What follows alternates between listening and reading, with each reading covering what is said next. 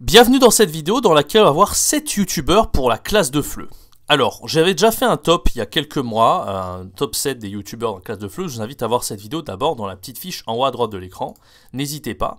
C'était des youtubeurs vraiment très classiques, incontournables pour la classe de FLE. Dans ce nouveau top 7, on va voir des youtubeurs qui selon moi sont incontournables, excellents, mais plus dans leur propre thématique. Ils ont chacun une thématique différente. Et surtout, ils s'adaptent à des niveaux différents. On va voir des youtubeurs à partir du niveau A2, en passant par le niveau intermédiaire, B1, B2, jusqu'au niveau C1, C2, les plus avancés. Donc restez bien jusqu'à la fin de cette vidéo pour découvrir ce top 7.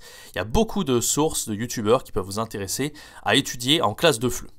Avant que cette vidéo commence, je vous invite à rejoindre ma formation gratuite, 3 jours pour se lancer en tant que prof de FLE en ligne, sans aucune expérience et en partant de zéro.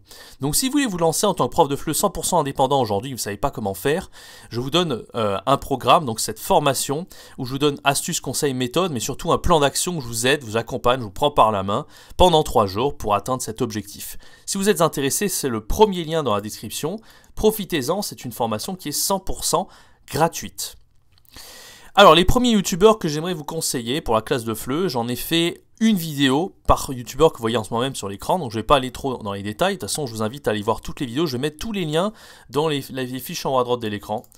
Je vais tout mettre. Alors, par ordre chronologique là, des photos que j'ai mis, il y a Comme une Française, Français avec Pierre, Enough French Hugo Coton, Français authentique et Nathalie FLE. Les deux dernières analyses que j'ai faites sur la chaîne, c'est Comme une Française, Français authentique et Nathalie FLE. D'accord. Et c'est vraiment intéressant parce que la plupart de ces profs de français sont vraiment devenus très influents sur YouTube et sur Internet en général, jusqu'à plusieurs, enfin même pas loin des 2 millions d'abonnés, je crois même. Je crois que Français avec Pierre, il est vraiment pas loin des 2 millions d'abonnés. Français authentique, lui suit, le suit de pas grand chose. Mais c'est vraiment assez exceptionnel. Ce ne sont pas forcément des youtubeurs, hein, j'ai mis entre guillemets parce qu'ils font des vidéos sur YouTube. Mais surtout, ils ont chacun leur propre histoire. Et surtout, à l'origine, il n'y en a aucun qui s'est lancé dans le FLE comme ça de plein gré. Ils étaient tous dans une autre thématique, dans un autre corps de métier qui n'avait rien à voir au début. Par exemple, Comme une Française était ingénieur. Français authentique, il était chef de projet dans un autre pays, je crois que c'était je sais plus, je crois que c'était en Allemagne en fait. Hein. Enfin bref, ils ont tous quelque chose. Je crois que même Nathalie FLE, elle était psychologue. Enfin, ils ont tous ils se sont tous lancés dans quelque chose qui n'a aucun rapport avec le FLE. Ils sont devenus extrêmement influents. Et sur la chaîne, on analyse comment faire pour devenir un excellent prof de FLE, aussi bien présentiel qu'en ligne, mais surtout en ligne. C'est un peu le focus de la chaîne. Donc c'est très intéressant de savoir un petit peu comment ils ont fait pour en arriver là, et surtout quelles sont les choses qui peuvent vous inspirer en tant que prof de FLE, avec des ressources intéressantes pour votre classe de FLE, etc. etc. Donc, je vous invite à aller voir ces analyses en haut à droite de l'écran. Je vais toutes les mettre, de toute façon, je vous invite à les regarder. La dernière en date, c'est Géraldine Lepère, alias Comme une Française. Donc voilà, 5 youtubeurs profs de FLE, à partir d'un niveau A2 jusqu'à un niveau C1, C2, il n'y a aucun problème, ça peut être extrêmement utile. Alors, le deuxième youtubeur, c'est Greg Guillotin. Alors, Greg Guillotin, c'est très intéressant. Alors, c'est bizarre de recommander ça en cours de FLE, mais si je recommande ces youtubeurs en classe de FLE, c'est que je les ai déjà testés moi-même, et ça a très bien marché. Donc un jour, j'avais envie de tester ça, parce que j'avais des youtubeurs qui aimaient bien l'humour.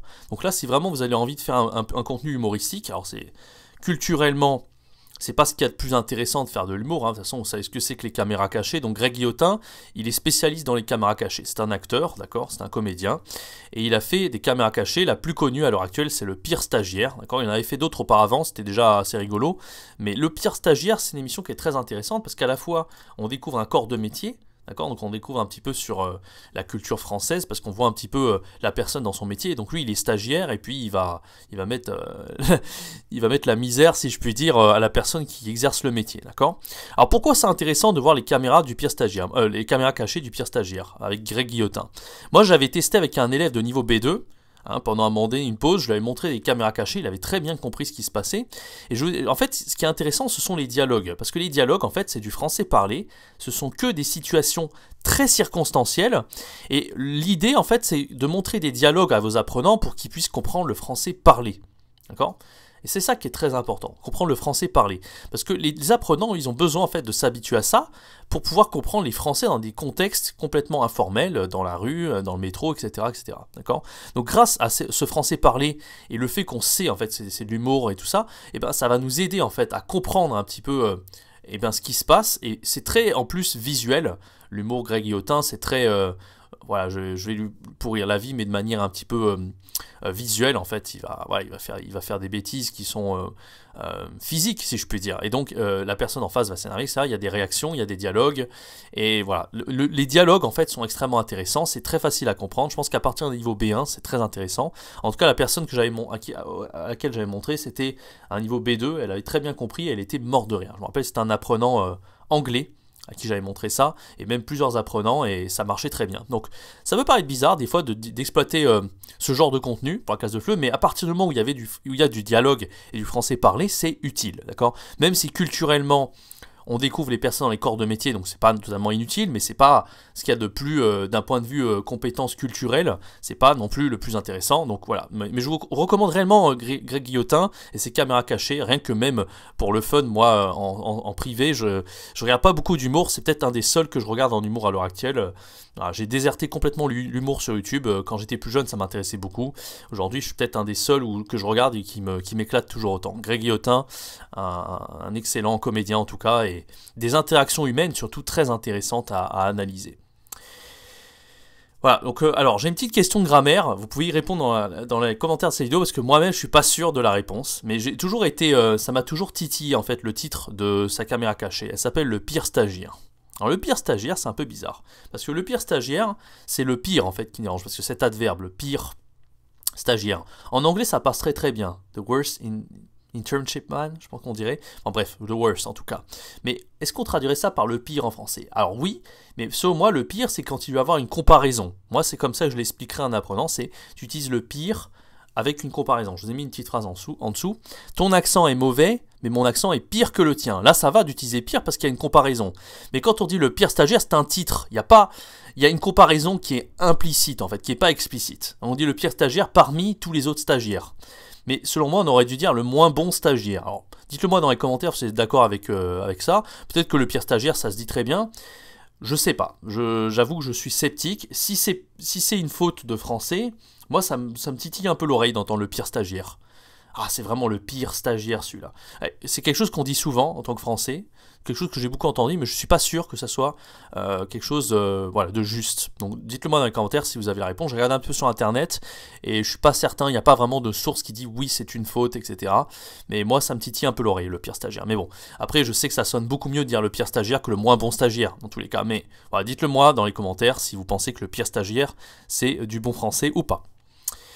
Troisième youtubeur, Poisson Fécond. Alors Poisson Fécond, c'est pas un youtubeur que je regarde tout le temps, mais c'est vraiment intéressant. Alors surtout, en fait, il a un format qui est très intéressant. Bon déjà, niveau culture générale, c'est très intéressant. On apprend des choses avec ce youtubeur. C'est un vulgarisateur, donc j'ai pas mis des vulgarisateurs trop spécifiques. Je ferai peut-être un autre top 7 youtubeurs sur des vulgarisateurs scientifiques, historiques, etc. Moi, je regarde pas beaucoup les vulgarisateurs sur YouTube. Mais j'aime bien les vulgarisateurs un peu plus culture générale. Et Poisson Fécond, c'est un de mes préférés parce que c'est très facile à comprendre, à partir d'un niveau B1, comme je vous l'ai dit. Ça va être de la culture générale, il y a beaucoup d'informations. Comme c'est très illustré, c'est très facile à comprendre, d'accord? Les émissions qui sont intéressantes, que je trouve, c'est celles en 360 secondes. Alors, il vous explique un concept en 360 secondes, il traite un thème. Je vous ai mis un exemple, par exemple, qu'est-ce que ça ferait si si on ne mourait pas en fait, si les êtres humains pouvaient vivre jusqu'à 248 ans et plus. Donc c'est très bien en plus, au-delà d'un niveau B1, voire B2, pour un niveau avancé, niveau C1, C2, on peut lancer des débats en classe de FLE, d'accord? Donc intéressant, et puis d'un point de vue culturel, comme je vous l'ai dit, il y a beaucoup de thèmes qu'il a traités, des questions que tout le monde se pose, hein, même les Français natifs, ils regardent sa chaîne, ils s'éclatent, donc les apprenants peuvent en faire de même, d'accord? Vous avez fait dans le premier top 7, je vous avais parlé de Doc7, bah, c'est un peu dans le même truc que Doc7, mais c'est peut-être encore, je ne veux pas dire plus dynamique, mais c'est très clair. C'est pas le même style que Dom7, mais c'est un peu le même style d'un point de vue culturel, et c'est très intéressant en tout cas. Alors quatrième youtubeur, là on passe dans une thématique, on passe un petit peu dans les thématiques maintenant moins généralistes. Alors Mr Fox. Alors moi j'essaie de vous recommander des youtubeurs que vous connaissez pas forcément, en tout cas c'est ce que j'espère de faire dans ces vidéos que je vous recommande, parce que je vais pas vous commander Cyprien, Norman, tout le monde les connaît, d'accord?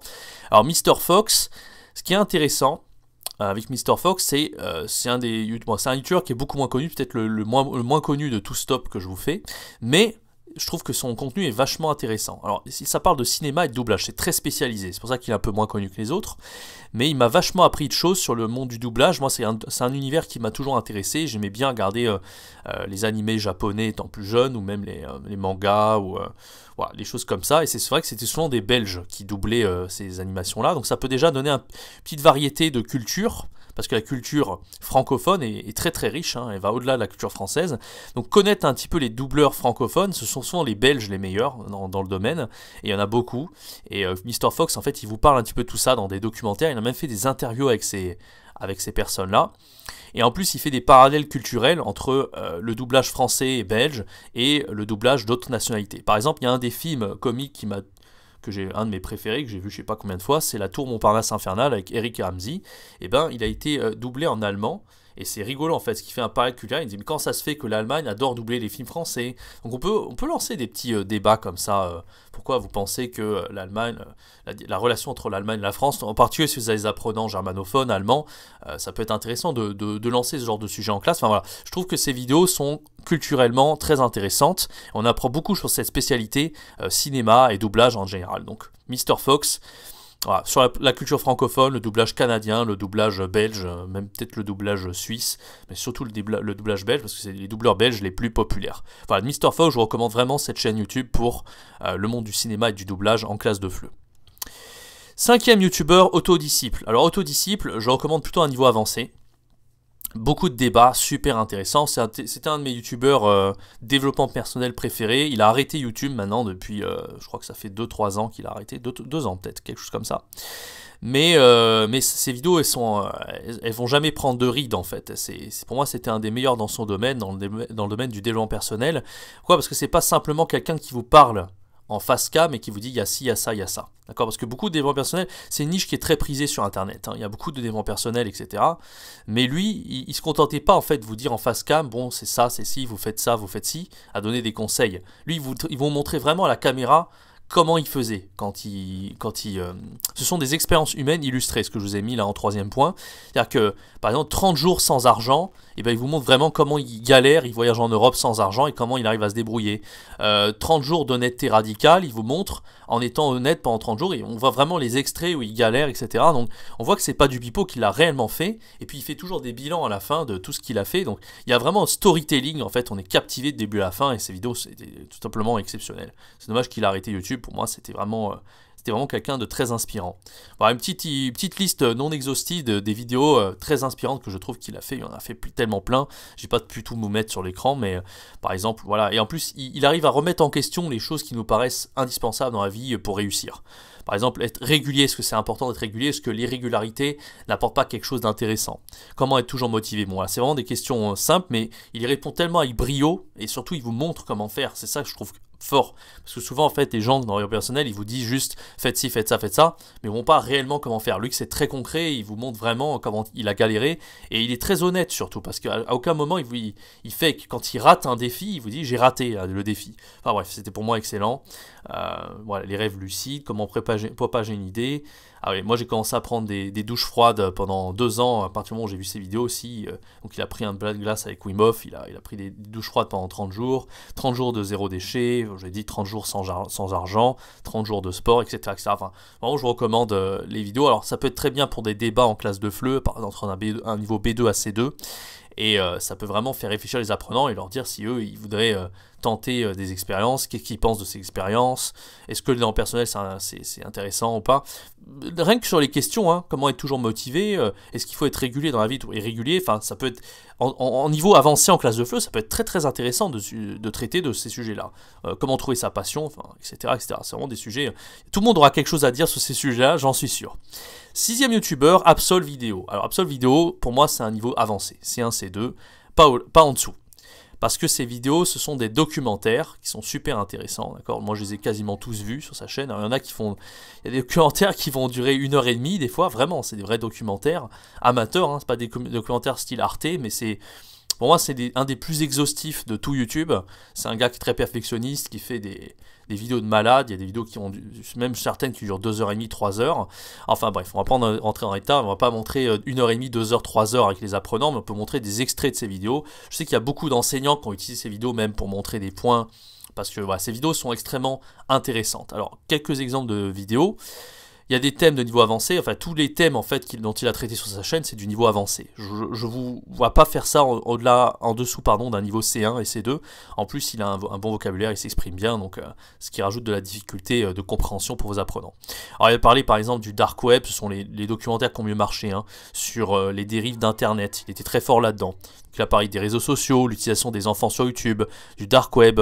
Il a fait récemment la collapsologie, la cause animale. Enfin vraiment, c'est vraiment beaucoup de thèmes en fait d'un niveau avancé. D'accord. Surtout sur la collapsologie, ça parle beaucoup aussi d'écologie, d'environnement, voilà, la planète qui va mal, etc., etc. D'accord. Et moi, ce que j'ai préféré sur sa chaîne, c'est tout ce qui concerne les réseaux en général, les analyses du web, les analyses de YouTube, l'utilisation des enfants sur YouTube, le côté éthique de tout ça, ce qu'il en tire en fait.